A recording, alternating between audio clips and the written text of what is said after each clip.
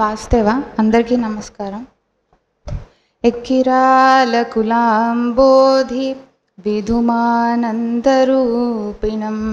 అనంతార్యతనూజాతం కృష్ణం వందే జగద్గురుం.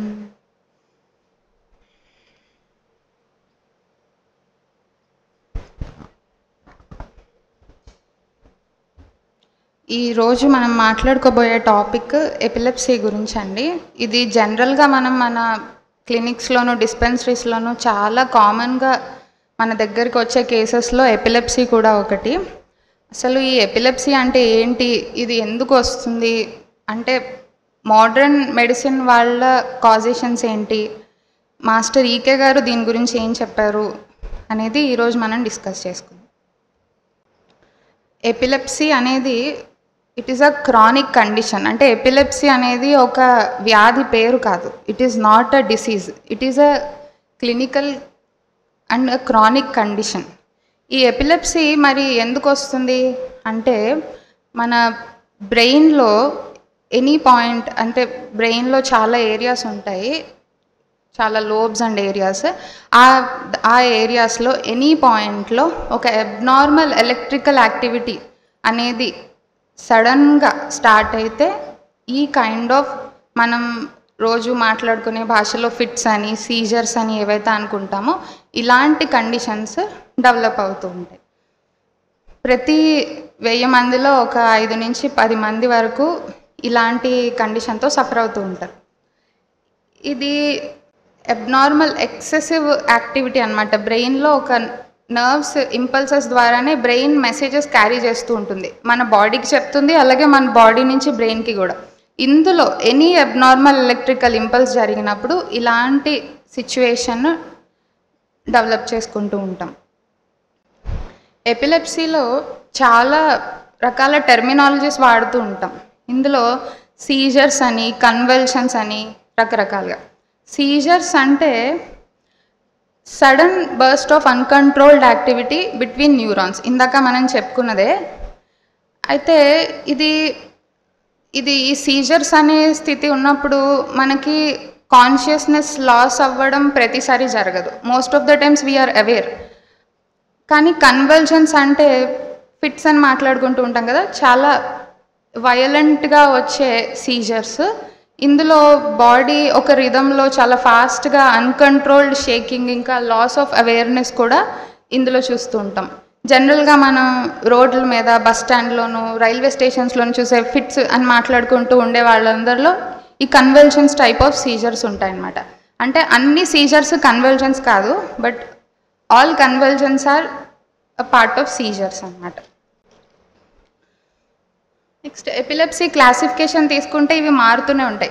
చాలా 50 years 100 years back grand mal అని, petit mal అని ఓన్లీ 2 types ఆఫ్ నేమ్స్తో ఎపిలెప్సీని పిలిచేవారు. బట్ రీసెంట్ క్లాసిఫికేషన్లో ఇది చాలా రకాలుగా డివైడ్ చేశారు. ఒకటి ఫోకల్ ఆన్సెట్, ఇంకొకటి generalised, and third is unknown onset. ఇందులో ఫోకల్ ఆన్సెట్ అంటే మన బ్రెయిన్ని 2 హెమిస్ఫియర్స్గా డివైడ్ చేశారు. అంటే ఇటొక డబ్బా అనుకోండి ఫర్ ఎగ్జాంపుల్. సో ఒక సైడ్ ఆఫ్ ద బ్రెయిన్లో, ఒక హెమిస్ఫియర్లో ఏదైనా ఒక స్పెసిఫిక్ పాయింట్లో, ఒక ఫోకల్ పాయింట్లో ఆ ఎలక్ట్రికల్ యాక్టివిటీ అబ్నార్మల్గా జనరేట్ అవ్వడం అనేది జరిగినప్పుడు వచ్చే సీజర్స్ అన్నీ ఫోకల్ ఆన్సెట్ సీజర్స్లోకి వస్తాయన్నమాట. అలాగే జనరలైజ్డ్ ఆన్సెట్ అంటే ఈ both sides of the brain, అంటే 2 సెరిబ్రల్ హెమిస్ఫియర్స్లోనూ ఎక్కడో ఒక దగ్గర స్టార్ట్ అయ్యి కంప్లీట్ ఒక side or the whole of the brain ఎప్పుడైతే ఈ అబ్నార్మల్ ఎలక్ట్రికల్ యాక్టివిటీ జరుగుతుందో వీటిని జనరలైజ్డ్ ఆన్సెట్ సీజర్స్ అని అంటాం. ఈ ఫోకల్ సీజర్స్లో ఆరా అంటాం. అంటే ఈ సీజర్స్ వచ్చే ముందు కొన్ని కేసెస్లో ఆరా అంటాం. అదేంటో నేను తర్వాత చెప్తాను. ఈ ఆరా అనేది ఫోకల్ ఆన్సెట్ సీజర్స్లో మోస్ట్ ఆఫ్ ద టైమ్స్ మనం చూస్తూ ఉంటాం. ఫోకల్ ఆన్సెట్ సీజర్స్లో ఎక్కడెక్కడ అంటే బ్రెయిన్ని లోబ్స్గా డివైడ్ చేశారు కదా. ఫ్రాంటల్ అంటే ఈ ముందు భాగం అనమాట, టెంపోరల్ ఈ ఇయర్స్ సైడ్ ఏరియాస్, అలాగే ఆక్సిపిటల్ అంటే ఈ బ్యాక్ అండ్ పెరైటల్ అంటే ఇవి. ఈ ఏరియాస్లో ఎక్కడెక్కడ ఈ కైండ్ ఆఫ్ అబ్నార్మాలిటీ డెవలప్ అవుతుందో దాన్ని బట్టి మనం డయాగ్నోస్ చేస్తూ ఉంటానికి ఏ లోబ్స్లో దీనివల్ల ఏ సిమ్టమ్స్ పేషెంట్స్లో వస్తున్నాయి, ఏ సిమ్టమ్స్లో చేంజెస్ అండ్ డిఫరెన్సెస్ సెన్సేషన్స్లో ఉన్నాయి అనేది చూస్తూ ఉంటాం. నెక్స్ట్ జనరలైజ్డ్ ఆన్సెట్ అంటే బోత్ హెమిస్ఫియర్స్, మొత్తం బ్రెయిన్ అంతా బోత్ హెమిస్ఫియర్స్ ఎఫెక్ట్ అవుతాయి. ఇందులో కాన్షియస్నెస్ అనేది 99% ఆఫ్ ద టైమ్స్ పేషెంట్కి ఉండదు. ఇది ఒక పాయింట్లో ఒరిజిన్ అవుతుంది, వెంటనే విత్ ఇన్ సెకండ్స్ మొత్తం బాడీ అంతా దీనివల్ల చేంజెస్ చూస్తూ ఉంటాం. ఇలాగే అన్నోన్ ఆన్సెట్ అని కూడా మనం ఇందాక క్లాసిఫికేషన్లో చూసుకున్నాం. మరి అన్నోన్ ఆన్సెట్ అంటే ఏంటి? ఒకటి బ్రెయిన్లో ఒక సైడ్ అన్నారు, 2 సైడ్లు అన్నారు. మరి అన్నోన్ అంటే ఏదైతే మన ఆల్టర్నేటివ్ మెడిసిన్ వాళ్ళు హోమియోపతి, ఆయుర్వేదం మన అందరం కాజ్ అని వెతుక్కుంటూ ఉంటామో ఇవన్నీ since they are not visible to naked eye and ఇవి ఏ టెస్ట్లోనూ ఏ కైండ్ ఆఫ్ డయాగ్నోసిస్లోనూ దొరకవు కాబట్టి అవన్నిటిని అన్నోన్ ఆన్సెట్ అని దాంట్లోకి తీసుకెళ్ళి వదిలేశారు. నెక్స్ట్ ఇందులో మోటార్ ఆన్సెట్ అంటే ఇప్పుడు మోటార్ అంటే మజిల్ ఫంక్షన్ అన్నమాట. ఇందులో మజిల్ మూమెంట్స్లో చేంజెస్ అబ్జర్వ్ చేస్తూ ఉంటాం. అంటే సీజర్ అటాక్ అనేది ఈ పార్ట్ ఆఫ్ ద ఏరియా నుంచి ఒరిజినేట్ అయినప్పుడు బాడీ మూమెంట్స్లో డిఫరెన్సెస్ జరుగుతూ ఉంటాయి. ఎలాంటి డిఫరెన్సెస్? సడన్గా జర్క్స్ రావడం, సడన్గా బాడీ స్టిఫ్ అయిపోవడం, సడన్గా ఒక ట్విచ్ అవ్వడం. ట్విచ్ అంటే సడన్గా లైక్ ఐలిడ్ ట్విచ్ అవుతూ ఉంటుంది, ఒకసారి కళ్ళు అదురుతున్నాయి అంటాం కదా, అలాంటివి జరుగుతూ ఉంటాయి అన్నమాట. అలాగే ఇంపేర్డ్ అవేర్నెస్ అంటే నాలెడ్జ్ ఆఫ్ ద సెల్ఫ్. ఇప్పుడు నేనున్నాను, ఇక్కడ ఉన్నాను, నా చుట్టూ మీరు అందరూ ఉన్నారు. ఇది every human being has this awareness. Seizure ఉంది అంటే అవేర్నెస్ ఆఫ్ ద సీజర్ అని కాదు. అంటే నాకు వచ్చింది నాకు రాలేదు అన్నది ఏ పేషెంట్కి తెలీదు. కానీ ఆ సీజర్ యాక్టివిటీ అయిపోయాక బీట్ అ ఫ్యూ సెకండ్స్ కానీ మినిట్స్ కానీ patient is still aware and conscious that he is alive and he is there. So that is called awareness or impaired awareness. Impaired awareness ఎక్కువ చూసేది చాలా violent type of కన్వల్జన్స్లోనే మనం చూస్తాము. మిగతావన్నీ with in fraction of సెకండ్స్లో వచ్చేవన్నీ they are aware most of the times చూస్తుంటాం. Next tonic and atonic. Tonic అంటే ఎవ్రీ మజిల్ మన బాడీలో ఒక టోనిసిటీ ఉంటుంది. అంటే మజిల్లో ఫైబర్స్ ఉంటాయి. ఇప్పుడు ఒక రబ్బర్ బ్యాండ్ ఇట్లా గట్టిగా ఒక 4-5 ముళ్ళేసి ఇలా పట్టుకుని లాగితే ఈ మధ్యలో ఏరియాని అంత ఎక్కువగా ఎవరు మూవ్ చేయలేరు. అలాగే మన బాడీలో ప్రతి మజిల్కి దెర్ ఇస్ అ రెసిస్టెన్స్. ఆ రెసిస్టెన్స్ అనేది పెరిగిపోతే దాన్ని టోనిసిటీ ఇంక్రీజ్ అయిందంటాం. ఈ టోనిక్ కైండ్ ఆఫ్ సీజర్స్లో ఏమవుతుందంటే ఈ టోనిసిటీ ఉండవలసిన దానికన్నా ఉండదానికన్నా ఎక్కువ అయిపోతుంది. దానివల్ల జనరల్గా మనం ఇప్పుడు ఇలా నించున్నామంటే ఎవ్రీ మజిల్ ఒక టోన్లో ఒక నార్మల్ టోన్లో ఉంది. ఈ టోనిసిటీ పెరిగిపోవడం వల్ల ఈ సీజర్స్ పేషెంట్స్లో వాళ్ళు సడన్గా కింద పడిపోవడం అలా జరుగుతూ ఉంటుంది. స్టిఫ్ అయిపోవడం, ఆర్మ్స్, చేతులు, కాళ్ళు అన్నీ స్టిఫ్ అయిపోవడం. ఈ టోనిక్ ఇలాంటి కైండ్ ఆఫ్ సీజర్స్ అన్నీ విత్ ఇన్ సెకండ్సే ఉంటాయి. ఒక 15 to 20 seconds చూస్తూ ఉంటాం. పేషెంట్ కింద పడిపోతారు లేదా స్టిఫ్ అయిపోతూ ఉంటారు. అలాగే ఏ టోనిక్, రబ్బర్ బ్యాండ్ పట్టుకున్నాం, దూరంగా లాగా వదిలేసాం, ఏమైంది? సడన్గా దాని టోనిసిటీ ఉండవలసిన దానికన్నా తగ్గిపోయి పడిపోయింది. సో అలాగే పేషెంట్ ఇలా ఉన్నాడు, సడన్గా tonicity some abnormal activity generate అయింది. సో అది సడన్గా పడిపోయి నెక్ వెనక్కి వెళ్ళిపోవడం, నెక్ ముందుకు పడిపోవడం, ఐలిడ్స్ ముందుకు పడిపోవడం, ఇలాంటివన్నీ any part of the body, any muscle. మన బాడీ మొత్తం it is inside out side everything is muscle. So ఇది ఎనీ మజిల్లో మనం చూస్తూ ఉంటాం. ఇవి కూడా చాలా very few seconds, 15 to 20 seconds మించి ఇలాంటి కైండ్ ఆఫ్ సీజర్స్ ఉండవు. నెక్స్ట్ క్లోనిక్ అంటాం. క్లోనిక్ అంటే జర్క్స్ అనమాట. సడన్గా ఈ చెయ్యి ఇలా జర్క్, ఇలా ఫాస్ట్గా ఒక రిధంలో ఇలా జర్క్, లేదా ఒక కాలు ఇలా జర్క్, లేదా కొంతమందికి ఫేస్లో ఇలాగ ఒక సైడ్ ఇలా జర్క్స్ వస్తుంటాయి. ఇవన్నీ కొన్ని సెకండ్స్ ఆర్ మినిట్స్ వచ్చి ఆగిపోతూ ఉంటాయి. ఈ క్లోనిక్ కైండ్ ఆఫ్ సీజర్స్లో పేషెంట్ ఒక్కొక్కసారి లోపల మన ఈ ఎయిర్వేస్లో బ్రీతింగ్ దగ్గర మజిల్స్ అన్నీ సడన్ స్పాజమ్స్ ఆర్ జర్క్స్ రావడం వల్ల ఊపిరి సరిగ్గా అందక వాళ్ళు బ్లూ కలర్లో సైనోస్డ్గా కూడా అయిపోతూ ఉంటారు. ఈ కైండ్ ఆఫ్ సీజర్స్లో బ్లాడర్ కంట్రోల్, బవెల్ కంట్రోల్ పోయి వాళ్ళకి తెలియదు. సో దానివల్ల తెలియకుండానే ఇన్వాలంటరీగా యూరిన్ ఆర్ స్టూల్ పాస్ చేయడం కూడా జరుగుతుంటుంది. ఇది ఇందాక అనుకున్నట్టు ఈ కైండ్ ఆఫ్ క్లోనిక్ జర్క్స్ ఒక సైడ్ ఆఫ్ ద బ్రెయిన్ నుంచి ఒరిజినేట్ అయినప్పుడు పేషెంట్కి తెలుస్తూ ఉంటుంది ఏదో వస్తుంది, సమ్ జర్క్ ఫీల్ అవుతున్నాం. టోటల్ బ్రెయిన్ అంతా ఈ అబ్నార్మల్ యాక్టివిటీ ఉన్నప్పుడు పేషెంట్ కాన్షియస్నెస్ లాస్ అవ్వచ్చు, లేదా is not aware that this kind of thing is happening. Next tonic clonic. ఈ కైండ్ ఆఫ్ టోనిక్ క్లోనిక్ సీజర్స్నే పూర్వకాలం రోజుల్లో గ్రాండ్ మాల్ అని పిలిచేవారు. ఇవి మనం పబ్లిక్లో చూసే ఫిట్స్, రోడ్ మీద కింద పడిపోయి కొట్టుకుంటూ ఉంటారు. టోనిక్ అంటే ఇందాక చెప్పినట్టు మజిల్ టోన్ ఇంక్రీజ్ అవుతుంది. క్లోనిక్ అంటే జర్క్స్ వస్తాయి. ఫస్ట్ మజిల్ టోన్ ఇంక్రీజ్ అవుతుంది, పడిపోతారు. పడిపోయాక జర్క్స్ వస్తాయి, కొట్టుకుంటూ ఉంటారు. ఈ టోనిక్ క్లోనిక్ మొత్తం all the brain is affected. So they lose consciousness. అంటే వాళ్ళు అలా కొట్టుకుంటూ ఉంటారు. ఆ టైంలో వాళ్ళకి ఏం జరుగుతుందో తెలీదు. టంగ్ బైట్ చేసుకుంటారు, ఈ లోపల పార్ట్ ఆఫ్ బుగ్గలు, చీక్స్ అవన్నీ బైట్ చేసుకుంటూ ఉంటారు. ఈ టోనిక్ క్లోనిక్లో ఎపిలెప్టిక్ క్రై అని, బ్రెయిన్ క్రై అని అంటుంటాం. కొన్ని డ్రగ్స్లో కూడా మనం బెల్లడోనా వీటిలో కూడా చూస్తుంటాం బ్రెయిన్ క్రై అని వింటుంటాం. అంటే ఒక డిఫరెంట్ సౌండ్తో వాళ్ళు అరుస్తూ ఉంటారు. దీన్ని ఎపిలెప్టిక్ క్రై అంటాం అన్నమాట.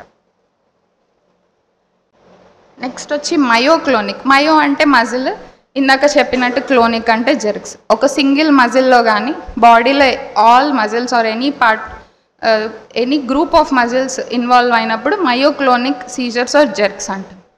అలాగే స్టాటస్ ఎపిలెప్టికస్ అని ఒక వర్డ్ మనం మాస్టర్ ఈకే గారి లెక్చర్స్లో కూడా వింటూ ఉంటాం. అదేంటంటే కంటిన్యూస్ సీజర్స్ అన్నమాట. అంటే గ్యాప్ ఇవ్వకుండా సీజర్స్ 3 times కన్నా ఎక్కువ రావడం, లేదా వచ్చిన ప్రతిసారి 5 to 10 minutes సీజర్ ఎపిసోడ్ అనేది ఉంటే దాన్ని స్టాటస్ ఎపిలెప్టికస్ అంటాం.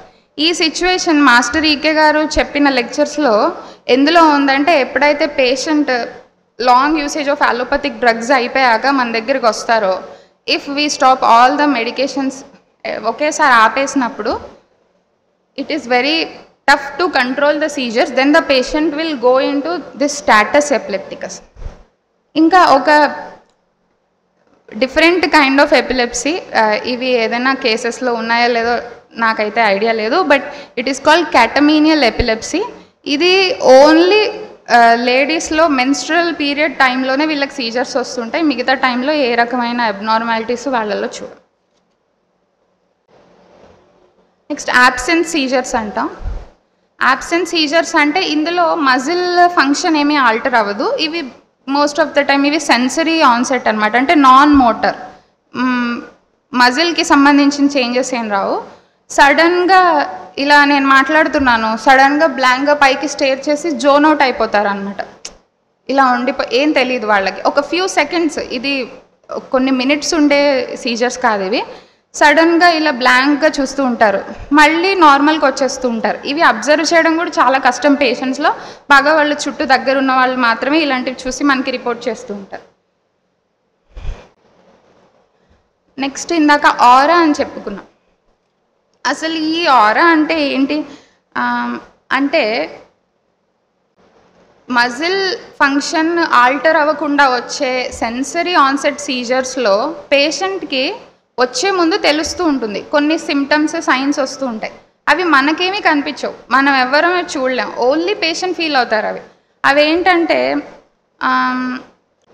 లైక్ విజన్ చేంజెస్ అన్నమాట. కళ్ళ ముందు క్రాకర్స్ కాలిస్తే ఎలాగా లైట్స్ వస్తుంటాయో అలాగా, లేదా సమ్ యానిమల్స్ కనిపించడం, డిస్పెప్సియా, నోట్లో డిఫరెంట్ టేస్ట్ ఫీల్ అవ్వడం. డేజావు అంటే ఇది మనం కూడా చాలా రెగ్యులర్గా మనందరం ఇది ఎక్స్పీరియన్స్ అవుతాం. డేజావు అంటే సడన్గా ఇప్పుడు నేను ఇక్కడ ఈ ప్రెజెంటేషన్ అవుతుంటే నాకు అనిపిస్తూ ఉంటుంది, ఇలాగే ఇదివరకు ఎప్పుడో నేను ప్రెజెంట్ చేశాను, అప్పుడు వీళ్ళెవరో సేమ్ ఇలాగే ఏదో సమ్ యాక్టివిటీ జరిగింది, ఇలాగే ఇక్కడ ఎవరో ఇలాగ మాట్లాడారు. సో ఇది చాలా జనరల్గా ప్రతి హ్యూమన్ బీయింగ్ ఏదో ఒక టైంలో లైఫ్లో ఫీల్ అవుతూ ఉంటారు డేజావు అని. ఇది ఇలాంటి సీజర్స్లో, సెన్సరీ ఆన్సెట్ సీజర్స్లో ఆరాలో చూస్తూ ఉంటాం ఇలాంటి. అలాగే పారాస్థెసిస్ అంటే స్కిన్ మీద different sensations, tingling sensation, numbness ఇలాంటివి. సో హియరింగ్ డిస్టర్బెన్సెస్ అనమాట. మనెవరికి సౌండ్స్ ఏం వినిపించావు, వాళ్ళకి ఎయిదర్ కట్ ఆఫ్ అయిపోతుంది సౌండ్ ఆర్ చాలా డిఫరెంట్ సౌండ్స్ వినిపిస్తూ ఉంటాయి. మనకి ఏ స్మెల్స్ రావు, వాళ్ళకి ఒక మంచి స్మెల్ అయినా రావచ్చు, ఒక చాలా వెరీ బ్యాడ్ స్మెల్స్ అయినా రావచ్చు. ఇలాంటి కైండ్ ఆఫ్ వీటిని ఆరా అంటాం. ఇవి నాన్ మోటార్ ఆన్సెట్ సీజర్స్లో చూస్తాం. అంటే సెన్సరీ, ఓన్లీ సెన్సెస్సే ఆల్టర్ అయ్యాయి, ఇందులో ఏ మజిల్ ఇన్వాల్వ్ అవ్వలేదు. వీటిని ఆరా అంటాం. ఈ ఆరా మనకి వచ్చే ముందు పేషెంట్కి తెలుస్తుంది, మనకైతే ఏమీ తెలియదు, చూసేవాళ్ళకి ఎవరికి ఏమీ తెలియదు. నెక్స్ట్ ఇందాక నుంచి చెప్పుకున్న నాన్ మోటార్ ఆన్సెట్లో ఫిజికల్ మూమెంట్స్లో ఏ చేంజెస్ ఉండవు, జస్ట్ మెంటల్ స్టేట్లోనే చిన్న చిన్న చేంజెస్ ఉంటాయి. వీటిని యాబ్సెంట్ సీజర్స్ అని కూడా అంటాం మోస్ట్ ఆఫ్ ద టైమ్స్.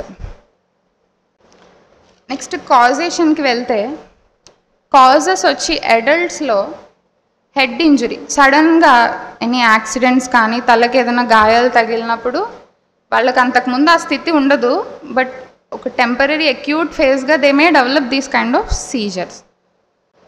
అలాగే స్ట్రోక్ వచ్చినప్పుడు బ్రెయిన్కి సడన్గా బ్లడ్ సప్లై కట్ ఆఫ్ అయిపోయింది some part of the brain, అప్పుడు స్ట్రోక్ వచ్చినప్పుడు కూడా ఇలాంటివి చూస్తుంటాం.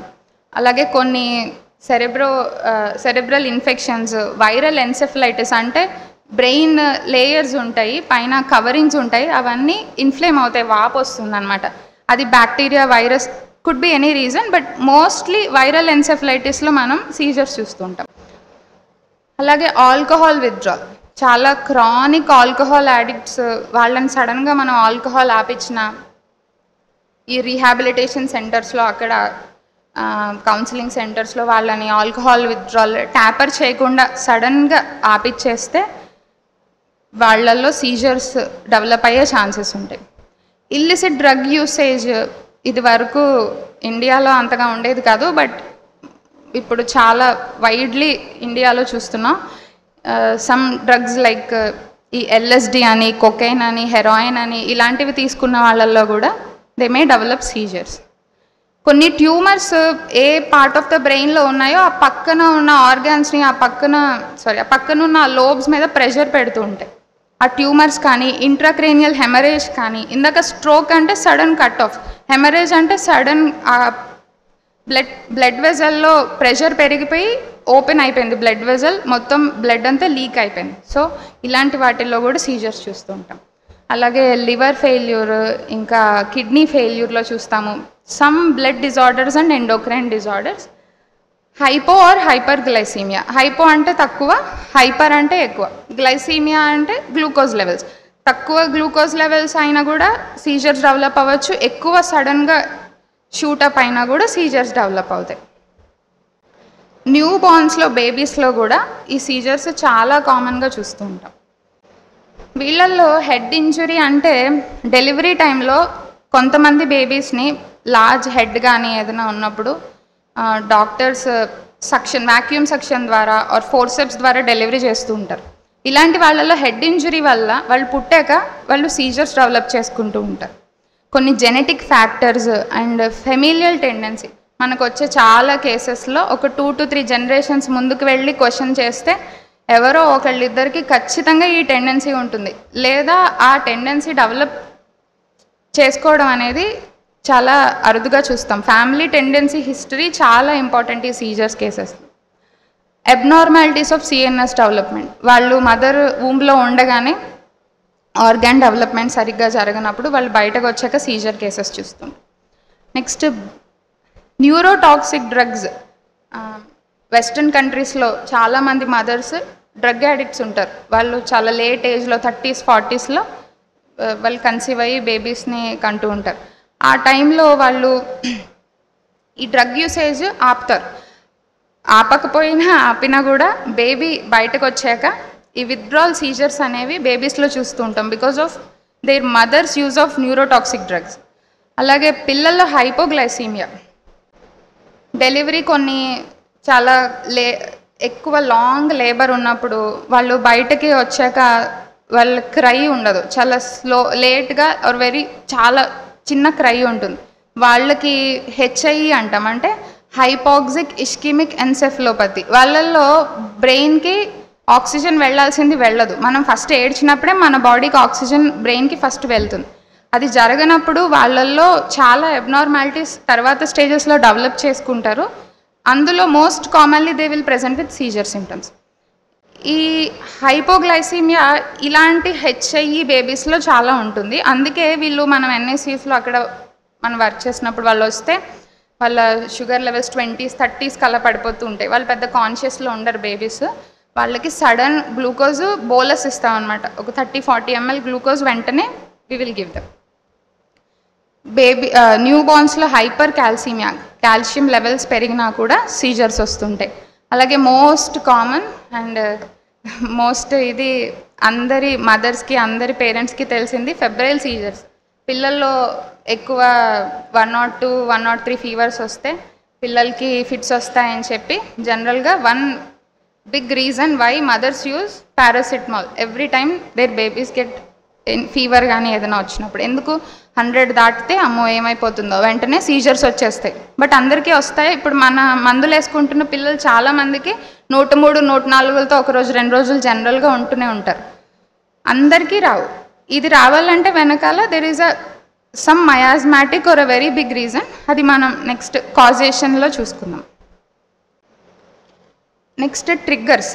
కేస్ హిస్టరీ తీసుకుంటున్నప్పుడు ఈ ట్రిగ్గర్స్ అనేవి పేషెంట్ నుంచి ఇంకొంచెం ఇన్ఫర్మేషన్ బాగా డ్రగ్ సెలెక్ట్ చేసుకోవడానికి ఇవి యూజ్ అవుతాయి అన్నమాట.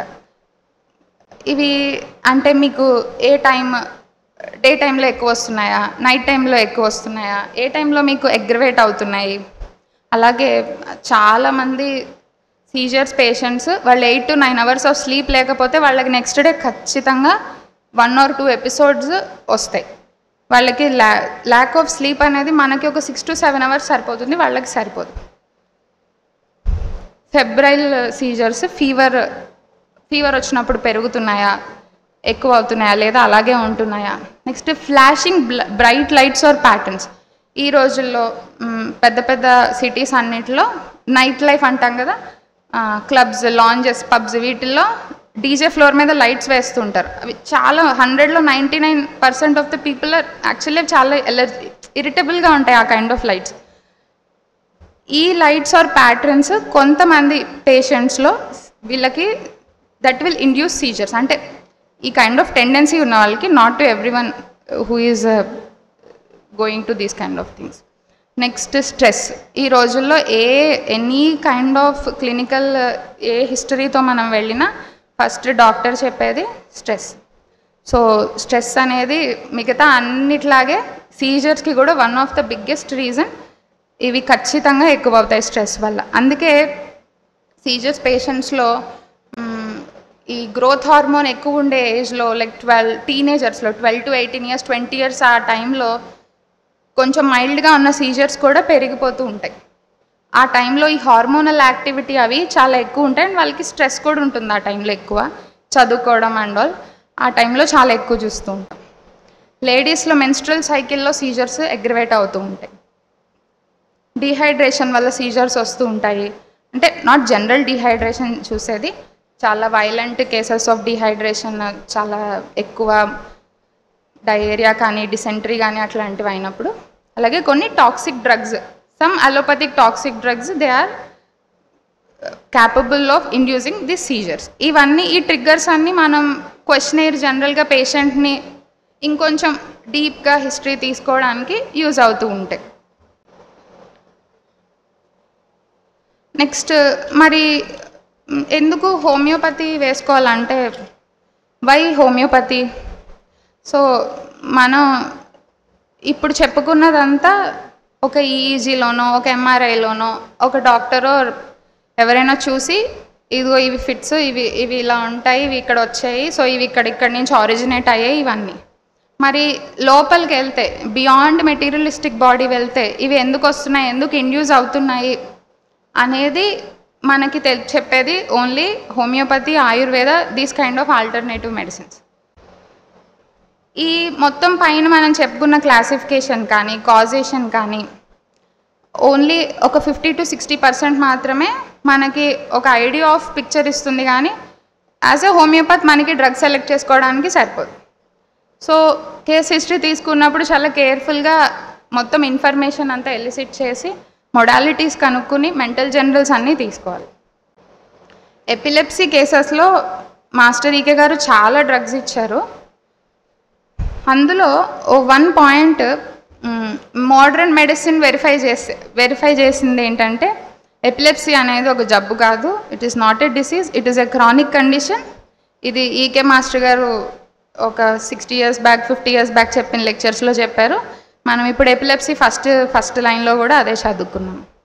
అండ్ అలోపతిక్ డ్రగ్స్ వాడటం వల్ల ఏమవుతుందంటే, ఇవి కొన్ని ఇయర్స్ అండ్ ఇయర్స్ ఆఫ్ వాడేసాక డ్రగ్ పిక్చర్ అంటే ఈ డిసీజ్తో పాటు ఈ అలోపతిక్ డ్రగ్స్ అది కూడా కలిసిపోతూ ఉంటుంది. అంతకుముందు ఆ పేషెంట్కి కొన్నైనా ఫ్యాకల్టీస్ కొంచెం బాగానే ఉంటాయి, slowly they will lose everything. అది మెల్లగా వాళ్ళు చాలా మత్తుగా మగతగా ఎప్పుడు ఒక స్తబ్దుగా అయిపోతూ ఉంటారు. కొన్ని బాడీ ఏరియాస్లో కూడా వీక్నెస్ వచ్చేస్తుంది, ఒక సైడ్ ఆఫ్ హ్యాండ్ కానీ లెగ్స్ కానీ. నెక్స్ట్ అసలు ఈకే మాస్టర్ గారు ఈ కాజేషన్ గురించి ఏమిచ్చారు? స్పాజమ్స్ అనేవి ఎలా పుడతాయో ఆయన చెప్పారు. స్పాజమ్స్ అంటే మనం ఎపిలెప్సీ అనేది ఒక రకమైన స్పాజమ్. అలాంటి స్పాజమ్స్ మనం రోజు చాలా చూస్తాం. అవి త్రేన్పులు రావడం, ఎక్కిళ్ళు రావడం, ఫుడ్ తింటున్నప్పుడు వాటర్ తాగుతున్నప్పుడు డెక్కు పట్టడం, కొంకర్లు పోవడం, నరం మీద నరం ఎక్కడం, ఇవన్నీ ఇలాంటి స్పాజమ్స్లోనే ఇప్పటిదాకా ఎవరికి అంతుపట్టని వన్ ఆఫ్ ద స్పాజమ్ అనేది ఎపిలెప్సీ. అయితే ఈ స్పాజమ్స్ ఎందుకు పుడతాయి అంటే, ఇప్పుడు మనం ఒక మ్యూజికల్ ఇన్స్ట్రుమెంట్ వాయిస్తున్నాం, ఇలా వాయించుకుంటూ వెళ్ళిపోతున్నాం, సడన్గా డిస్టర్బెన్స్ వచ్చింది, ఒక రాంగ్ ఇది కొట్టామన్నమాట, ఒక రాంగ్ ఎలక్ట్రికల్ ఇంపల్స్ కొట్టడం వల్ల ఆ నెక్స్ట్ స్ట్రోక్స్ అంటే నెక్స్ట్ మనం వాయించాల్సిందంతా తప్పు వెళ్ళిపోతుంది.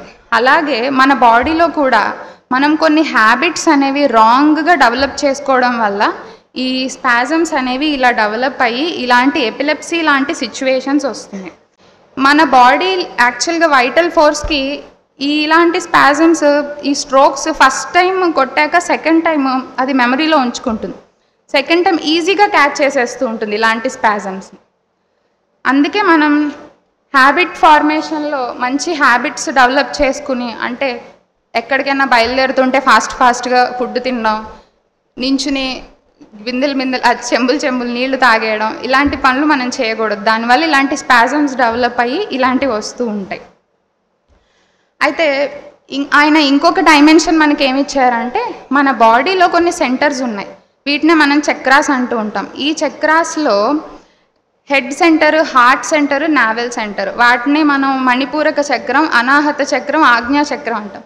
ఈ చక్రాలు ఇవి మెటీరియల్ కళ్ళకు కనపడవేవి, ఇవి ఫైనర్ వెహికల్స్ అన్నమాట.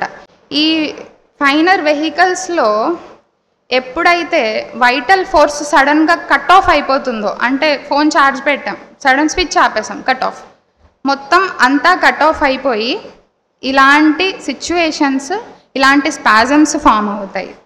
దానివల్ల ఆ పేషెంట్ కింద పడి గిలగిలా కొట్టుకుని ఆ టైంలో వైటల్ ఫోర్స్ మళ్ళీ బ్యాక్ తెచ్చుకోవడానికి చేసే ప్రయత్నమే వాళ్ళు కింద పడి గిలగిలా కొట్టుకోవడం. ఇంకా final homoeopathic most important reason of this ఏంటంటే, సోరా ఎప్పుడైతే సిఫిలిస్తో ఇంటర్ట్వైన్ అయ్యి ఉందో అప్పుడే ఇలాంటి స్పాజమ్స్ వస్తూ ఉంటాయి.